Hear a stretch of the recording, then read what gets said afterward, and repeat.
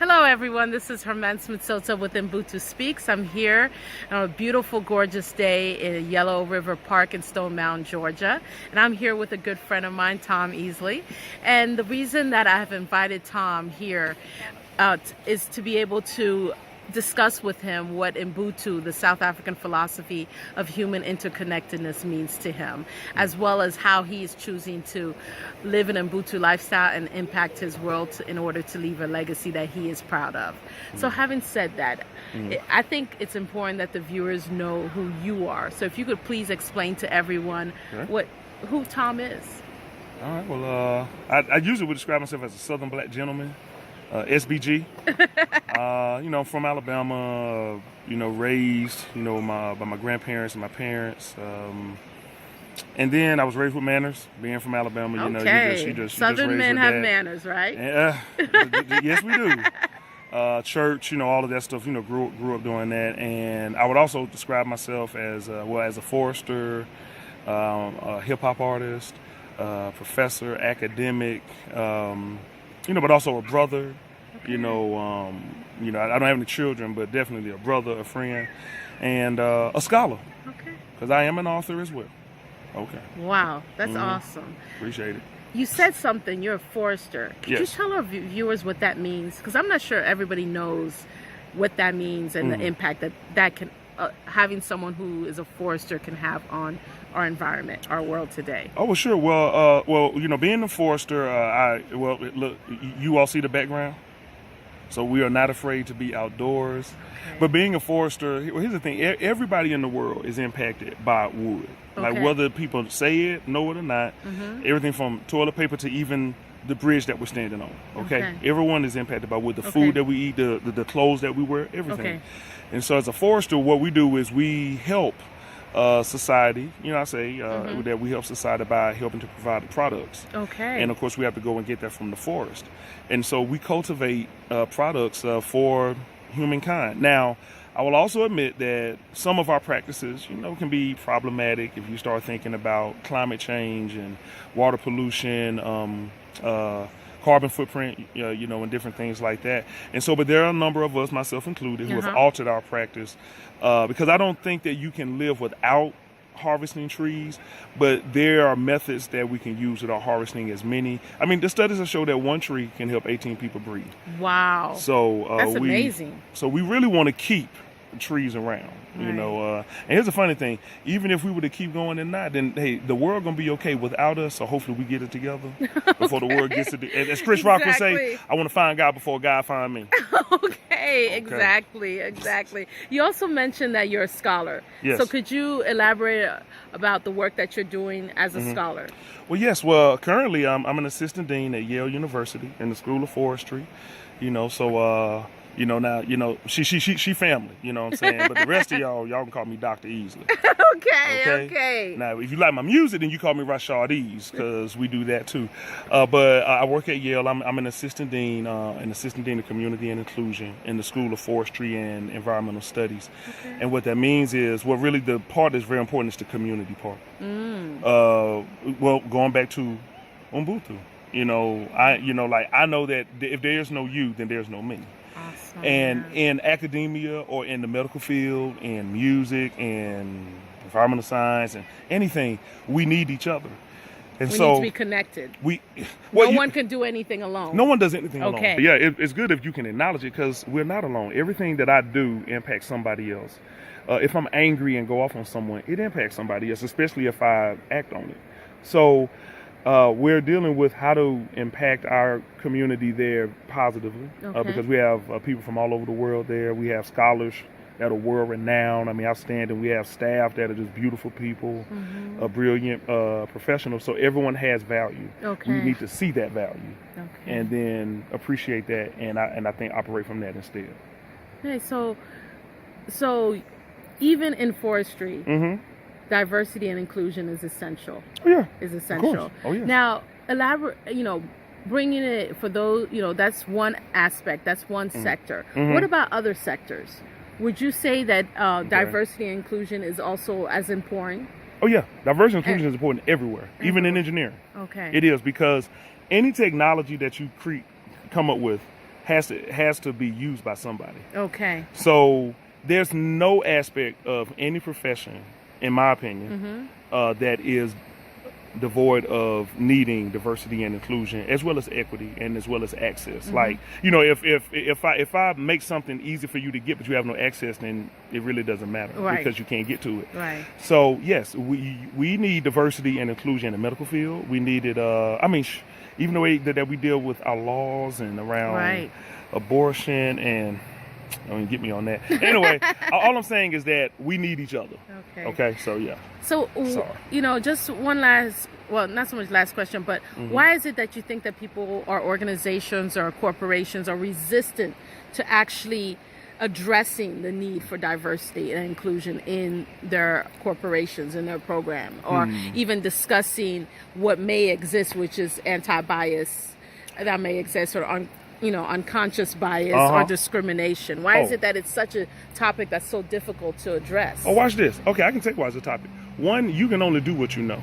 Okay. And so many of the corporations and organizations, were designed, to make corporation and organizations bigger. Well, how do you make something bigger and do it fast? You do it a lot of times by being careless with what you're doing, and you do it by only focusing on you. And so, goes against what Ubuntu philosophy. Exactly. So, but also business has shown that the more diverse a business is, the better it will be, because the more creative people can be, the more innovative, different things like that. So I believe that the reason corporations do that is because it's the easiest way to operate. Meaning, if I make quick money, that's it. I can do whatever I want as long as I'm making cash, as long as I'm increasing my reputation or my territory. If you want to bring Christian vernacular into it, it doesn't matter. But when you have to address people where they are, different personalities, different identities, cultures, and the impact that you're having, you have to engage, which a lot of people struggle with that. Interpersonal communication is necessary. Come on. And another aspect of it too is that if easy money goes fast. So when you make easy money, what's the next thing you have to do? You got to protect that money. Okay. And so the other thing that people do is that a lot of corporations focus on benefits. They focus on the assets. They focus on the profit. Right. Well, look, I'm going to say it like this, by kind of using a lyric from, like Jay-Z when he says, what's better than one millionaire, two? And I agree with that. 444 is a classic. Right. But I also say this, what's better than two millionaires? None. Things that we don't need any millionaires. That's, in my opinion, that's part of the problem. I'm not calling him out saying he's a problem. I'm just saying the problem is that people are going to fight and work hard to get millions when you don't even need thousands to live off of. Oh, wow. And so then we want to get the big houses, we want to get the cars, and because live we see beyond other our people, means. That's it. And when we see other people have it, then we desire it too. Exactly. So and then we forget our community in the process. So easy, because for you to grow at that level, you have to be selfish, and that's just my opinion. And so this is why diversity and inclusion is very important, so we can focus on necessities instead of wants. Needs instead of wants. Yeah. That's powerful. I mean, so as we're standing here sweating, right? Because we family, we're not sitting here going. It's hot. It's hot. It's 97 degrees here. Yeah, come on, y'all. 97. We in GA. Maybe 100. Could 97, but feels like 106. And when black people are together, we draw heat. Yes. But we're not out here going.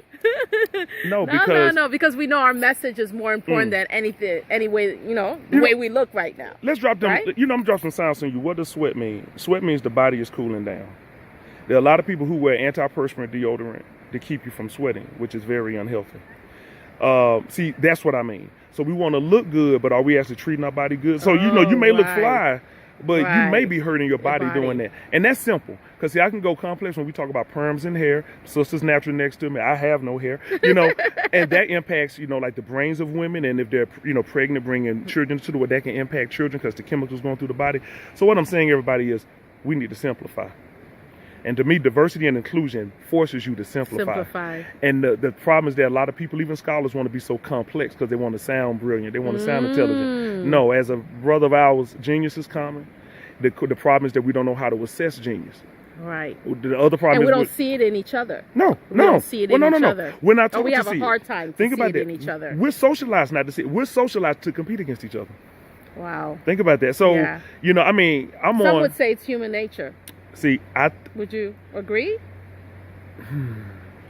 If I'm socialized that way, yeah. Okay. And in all honesty, people, like I said, you know what? People do what they know. Okay. So if I'm trained to think about you as an outstanding individual, then that's all I'm going to see. If I'm trained to see myself as I'm never wrong, I'm trained to see myself as always right, and I do no wrong, and I'm Right. talking about somebody that's in an office that don't need to be. You went there. I went there. You went there. I'm just saying, it's like that. That's not good. Okay, we need each other. Look, we even need him. We need each other. The hope is that everybody will see that one day, Right. that we need each other, and then for me to realize that if I don't take care of this water behind me, it's gonna hurt the next generation. In 20 years, there's a beautiful young lady that we've been nicknaming So, but we know her real name Soleil. It's gonna be a Yes. different world for her. I want to Exactly. fix the world for her.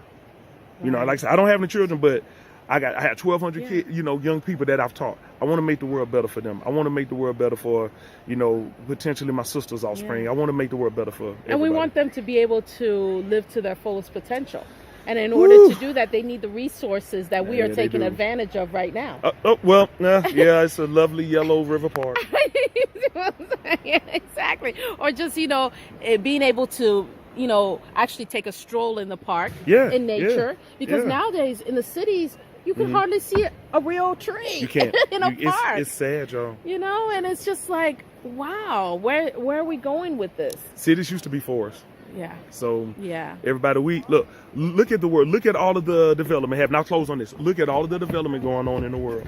I want you to realize something. We're actually hurting the planet doing that.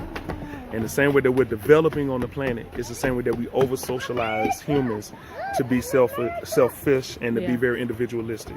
So we are like the earth. The earth is suffering, y'all, and we are too. But we can reverse it and we can Yes, we fix it. can. And the first thing is to love yourself.